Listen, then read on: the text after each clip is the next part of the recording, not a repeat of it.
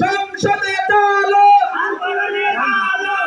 কয়লাবাসীর পক্ষ থেকে লাল গোলাপ শুভেচ্ছা কয়লাবাসীর পক্ষ থেকে।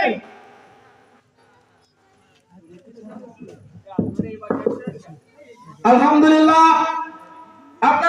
আপনাদের সম্মুখে উপস্থিত হয়েছে আজকের মাহফিলের অন্যতম বিশেষ অতিথি সদর খুলনা থেকে আগত বিশিষ্ট ইসলামিক চিন্তাবিদ মুফাসসিরে কুরআন হাফেজ মাওলানা মুফতি শেখ মোহাম্মদ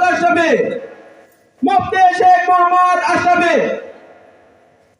যুগ জামানা পাল্টে দিতে চাইলে অনেকজন এক মানুষে জানতে পারে জাতির জাগরণ কথা বলুন ঠিক না। আজকে এক আবু সাইদের জন্য আজকে আমরা 5 আগস্টের পর থেকে ফ্যাসিস্ট মুক্ত হতে পেরেছি ঠিক না। সুতরাং